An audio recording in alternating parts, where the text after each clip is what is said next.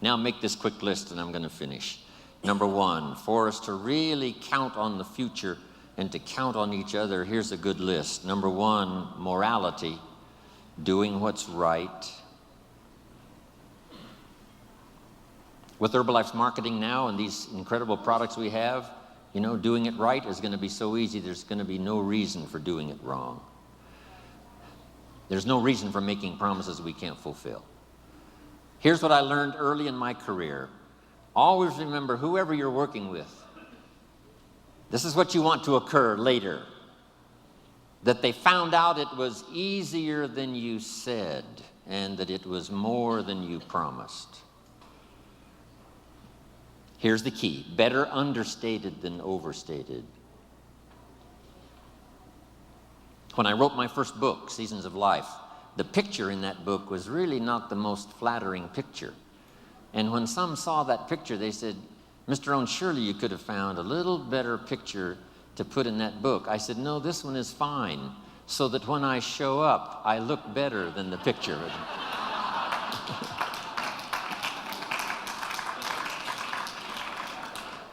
That's better than using the glamour picture, right? And then when you show up, you look a little older. Here's what's next in the vocabulary for leadership for our future. Make these notes now. Next is truth. To deal in truth, we're going to speak the truth. We want to build on truth, what is right. Here's what's next: responsibility. Accepting responsibility. If we want the fortune, we must also accept the responsibility that goes with building it, then the responsibility of what to do with it. Next is courage. Courage is that unique quality Mark had after he conducted his first meeting, and everybody said, "We're not interested." Here's what he needed at that moment: courage to do the second meeting. And at the second meeting, someone said yes. Your courage will be rewarded. There's no better place to place it than here.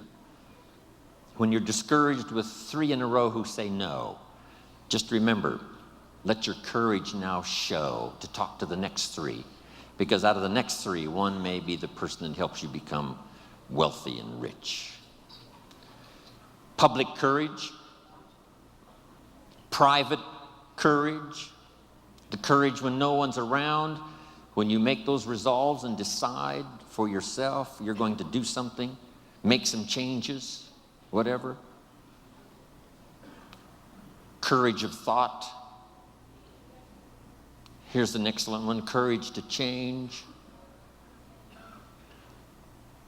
I have to work on this one. Courage to be silent when it would be better to listen than to talk.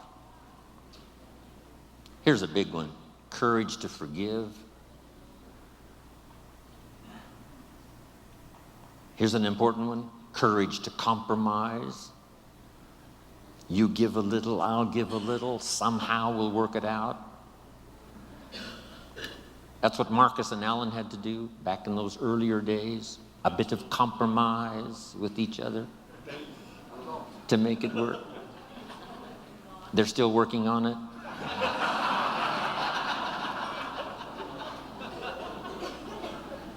Here's the next one: courage to risk. That's what life really is all about. Not an undue risk, but risk. If you want the harvest in the spring, you must risk the seed into the soil, or the harvest in the fall, you must risk in the spring the seed to sow. You've got to risk some of your time. My grandkids ask me every time, and my family, why would you go spend the day with those people in Hawaii rather than spending the day with us? I've got to give them some excellent reasons. And then when I see them shortly, they will ask me, was it worth it to go spend the day with them and not with us? So how I ration out my time and how you ration out your time is so important. Have the courage to make those wise decisions. Now, my family knows that a big part of my life now, of course, is Herbalife. and they love the stories. And when I say to them, I had a chance in Maui to make a deposit of my own personal experience into the lives of so many incredible leaders from Herbalife around the world, that maybe, just maybe, that experience I had, depositing my experience into the thoughts and consciousness of all of you, no telling what kind of miracles that may work. And when I get through sharing with my family this opportunity I had to speak to you today, they say, yes, Grandpa, yes, Papa, it was worth it for you to go to Maui and be with the Herbalife family.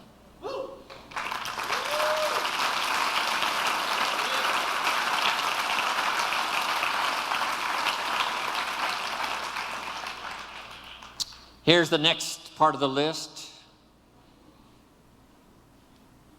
Keep your word. What you promise, make sure you fulfill.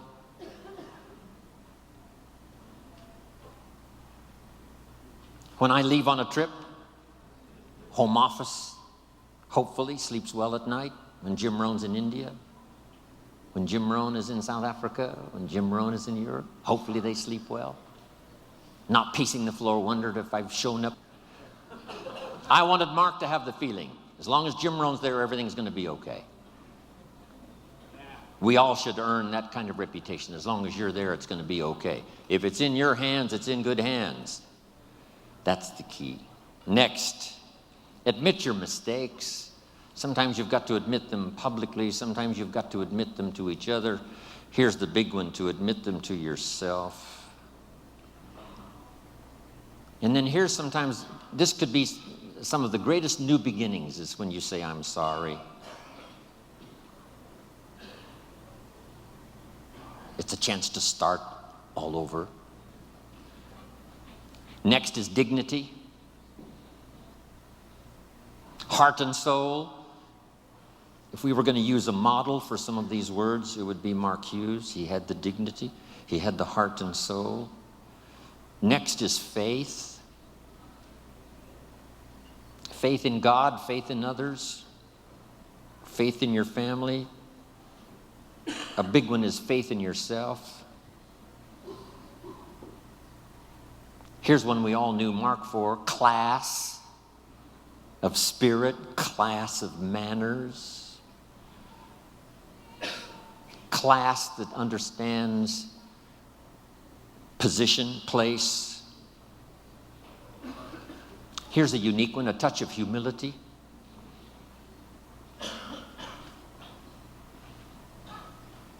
The rich must be taught not to be arrogant. The poor must be taught not to be cynical. Some other basics to remember that I used when I was building my organization. Here's a good one: manage as you build and build as you manage. It doesn't take but a short conversation to find out some people's problems. They have stopped building and started managing. But the key here says, build as you manage and manage as you build. It probably wouldn't be too far wrong to use the old 80-20 rule here. Spend 80% of your time building and 20% of your time managing what you build. But it's easy to get the wrong numbers here and spend 20% of your time building and 80% of your time managing. When we opened India, someone asked me, should I go to India? And I said, if you walk out your front door and look down the street and there's no cars and no people, and you walk over one more street and look up and down the street and there's no cars and no people, you should go to India.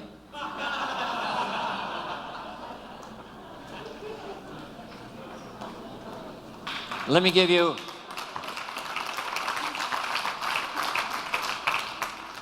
you Mark's philosophy, and it's one of the best. Mark recruited first line at home, and he built downline out of town. He never personally recruited outside of Southern California. He didn't go to Denver to recruit. He didn't go to Dallas to recruit. Right? He didn't go to another country to recruit. He recruited. All of the people he personally recruited were within his scope, where he was. Now, if somebody in Los Angeles knew somebody in Denver, And they got it going and got it started. Then Mark made his trip to Denver, but not to recruit, only to advance the business. What a unique philosophy. And here's some of the wrap-up now. The philosophy that makes network marketing, Herbalife style, really fly. Number one, as many customers as possible to represent each distributor, and as many distributors as possible to represent each supervisor volume. Next, this one helped save my life. Work with the people who deserve it, not the people who need it. Follow the example of life itself. Life was not designed for us to get what we need. Life was designed for us to get what we deserve. You don't receive a harvest because you need one. You receive a harvest because you planted one in the spring.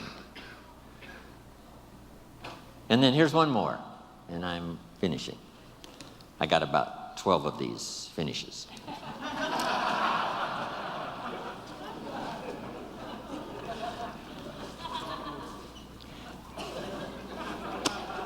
This one really did it for me now. Here it is. You can help 1,000, but you can't carry 3 on your back. That helped to change my network marketing career. You can help 1,000, but you can't carry 3.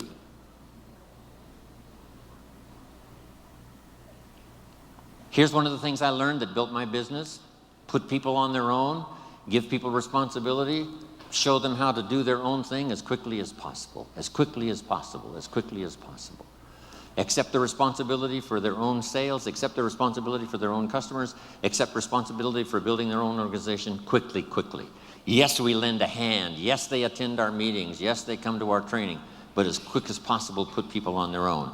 It's what network marketing, it's what being in business for yourself is really all about. But it's easy to get trapped into spending too much time just helping or letting 2 or 3 climb on your back, use up all of your energy and time, and you have no more energy left for the 1,000 you could help.